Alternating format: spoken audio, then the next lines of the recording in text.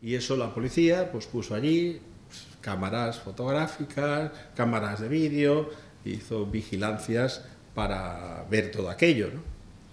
Y entonces el tema de cómo se llevaba el dinero y cómo se llevaba, voy a hacerlo muy simple, pero tipo película, ¿no?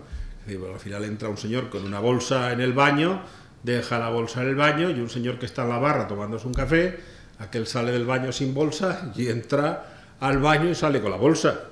Se sube un coche y se va a Francia y ya está. Ahora, el problema que es, ¿quién es el que llevó la bolsa allí? ¿Quién es el que se las llevaba a Francia? Pues todo eso estaba grabado por la policía.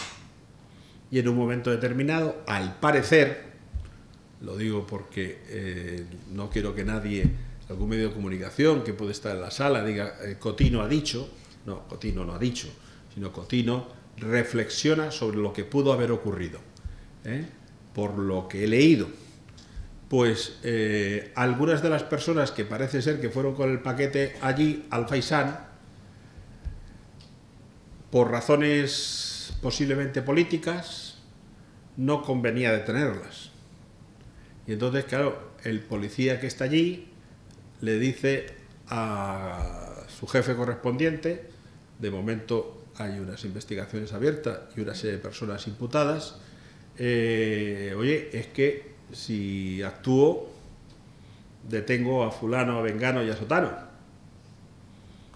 Y entonces alguien de muy arriba, cada uno la arriba que lo ponga donde piense, diga, pues miren, márchense ustedes de ahí a otro sitio,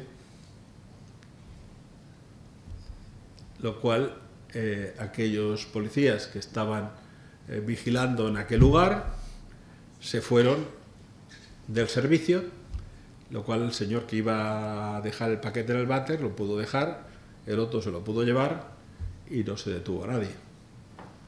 Lo que ocurrió es que alguno de aquellos policías pues creyó que el tema se había hecho mal y se fue y se lo contó al juez. Pero claro, la operación estaba montada entre Francia y España.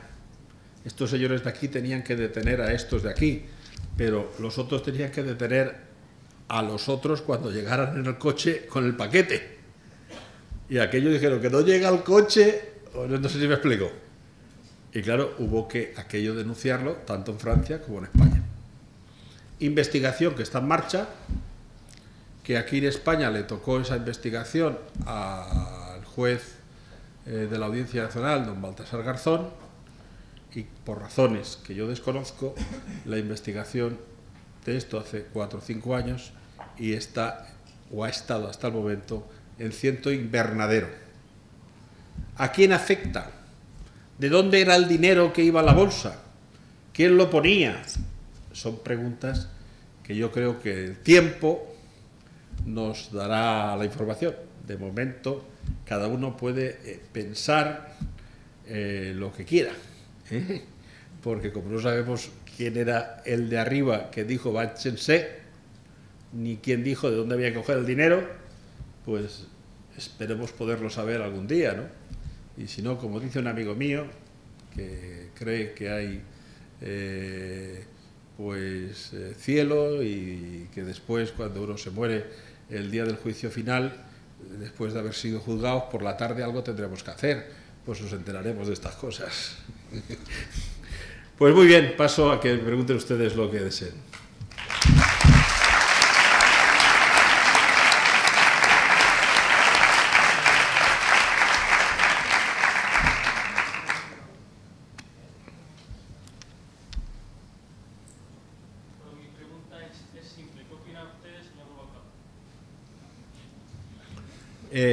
Pues eso es como aquel. ¿Qué tal está usted? Dice, bien, gracias. Vamos a ver, el señor Rubalcaba es un hombre que era el portavoz del gobierno socialista en la época de los GAL. Quiere decir que de esto que yo he contado creo que sabe mucho. Nada más.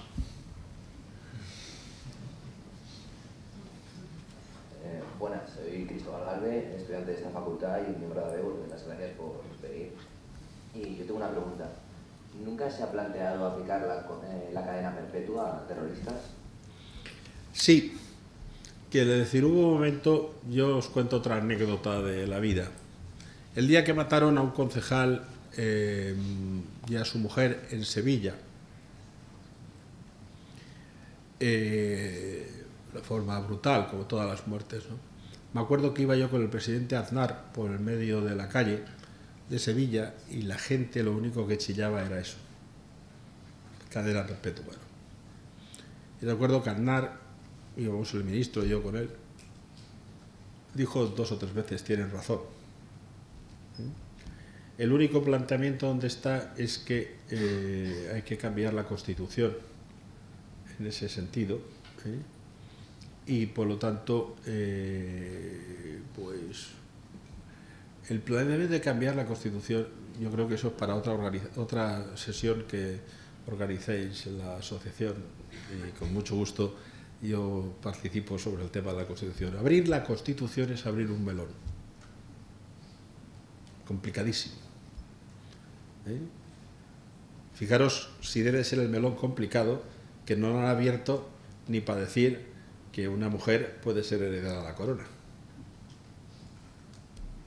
Lo cual quiere decir que el planteamiento de la cadena perpetua va por esas órdenes. Ese es el tema, porque claro, si no cambias la Constitución tienes que aplicar un poco de las leyes que de ahí emanan, y las leyes que emanan, pues el planteamiento es que la prisión, pues el planteamiento es que uno teóricamente en la prisión mejora, y si da signos de mejora no le puedes decir que esté toda su vida en la legislación española. Yo creo que sería bueno cambiarla, pero bueno, eso es aparte. ¿Qué opinión le merece el caso Cubillas? El caso Cubillas, no le puedo dar opinión porque no lo tengo. ¿Sabe lo que decir? No me lo he estudiado. Entonces puede ser una opinión de bar, no sé si me entiende. Pero a veces cuando das una conferencia ante un foro tan interesante como este, el dar opiniones de algo que desconoces, prefiero no omitir porque no lo sé. Esa es la verdad. ¿Las declaraciones del señor Isaías Rodríguez? Es que no lo he seguido. Te lo digo. Sí, no lo he seguido. Es decir, yo creo que Cubillas está allí. Sí, totalmente. ¿Que Cubillas es un tío que es terrorista? Sí. ¿Que el tema de Venezuela es una vergüenza para el mundo entero? Sí. ¿Me comprendes? Pero quiero decir, lo de Cubillas es la punta del iceberg. El problema grave, especialmente para América, es el presidente del país y la política que está haciendo. ¿Se habrán leído las declaraciones que hizo? No me... En contra de la víctima del terrorismo. Quiere decir, esa persona es una persona que va a arruinar a su país, pero el problema es que tiene dinero. Quiere decir, porque en otros países que a lo mejor existen gente igual de alocada como él, no tiene petróleo. Y este es poseedor de la verdad, le importa 3 narices hablar de todo. Habló del rey, no sé si me explico, delante del rey. Si es que lo que no puede ser es que un país como España, los países europeos, mantengamos unas relaciones normales con un país de este, no por el caso Cubillas solamente. Eso es la punta que ahora... pero es que es una vergüenza. Es una vergüenza ese tema, pero bueno. En fin, igual ahora en el cambio del ministro Moratinos, la ministra que entró antes de ayer, pues nos lo resuelve, ojalá. Mientras nos sigan recibiendo alcaldes como el de Bilbao. Ya, pero quiero decir que a lo mejor el cambio de ministro, no sé por qué han quitado a Moratinos, pero a lo mejor si la ministra que hay actúa con más contundencia en ese tema, pues bueno, yo creo que a aquel no lo van a extraditar ni locos. A aquel le importa 3 narices las leyes europeas ni nada. Tanto. Buenas tardes, vicepresidente. Primero que nada, muchas gracias por acompañarnos esta tarde. Le voy a transmitir no le voy a transmitir una pregunta, simplemente es que he tenido que salir para atender a una radio y que me ha hecho una pregunta que me ha parecido interesante y que querría saber su opinión. Lo que me han venido a decir es que se plantean que el nuevo gobierno de Zapatero, del que ya hemos hablado, sea más proclive a una negociación con ETA, o incluso que el cambio de gobierno esté relacionado con una negociación con ETA que ya esté abierta. Y a mí me gustaría saber su opinión, vicepresidente, sobre esto. Yo fui uno de los que en un congreso de policía en Sevilla hace 7 o 8 meses, a una pregunta similar a la que usted me hace, yo dije, ¿usted cree que se está negociando con ETA, el gobierno? Y yo dije, sí. Y me dijo, ¿por qué?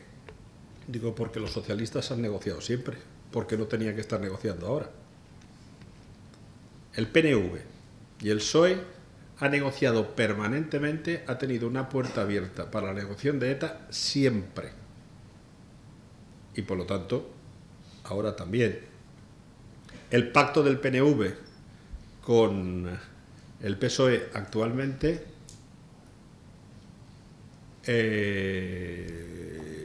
creo que va por ahí.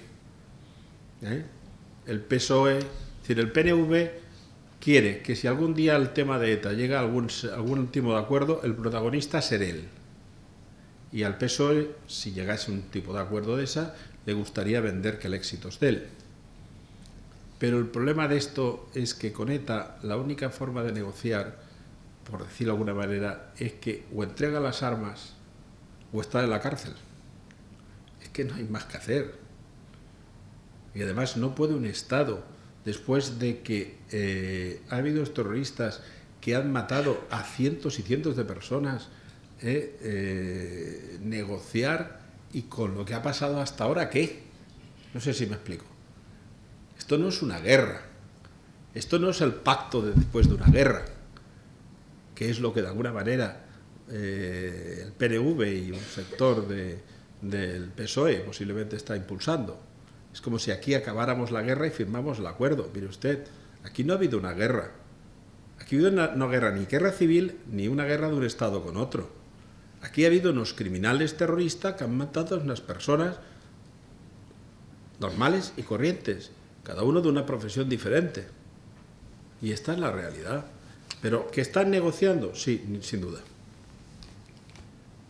Vamos, lo han hecho siempre. Es que cuando se hace siempre, ¿a través de quién? Pues unas veces buscan a personas así relevantes, de un premio Nobel de no sé qué, otras veces pues a unos servicios secretos, otras veces en Argel, otras veces en otro lugar, pero es así. Esta mañana estaba aquí Carlos de Valls y creo que ¿Ha coincidido? Pues fíjate, pues no he hablado con él, ni le he escuchado.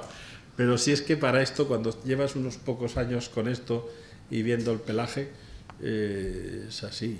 El pacto del PNV con el PSOE, vamos a ver, yo siempre he dicho, lo escribí, no hace mucho, lo escribí en mi Facebook hace aproximadamente un mes.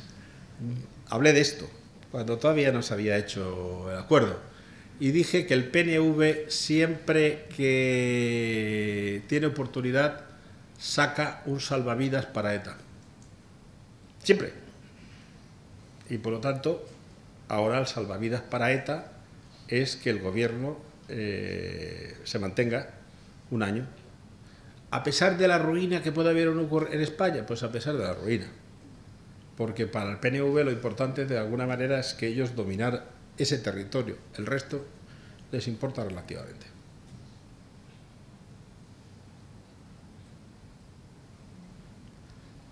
Muy bien. Bueno, nadie tiene ninguna pregunta más. Pues nada, simplemente agradeceros a todos vuestra presencia durante todo este congreso, especialmente el día de hoy, porque, como he comentado antes, ha sido un poco duro y quería concluir este congreso con más o menos lo mismo con lo que empecé. Nosotros podemos estar haciendo muchísimas actividades, trabajar mucho por los estudiantes en la universidad y, por supuesto, al vicerrector de los secretarios generales por este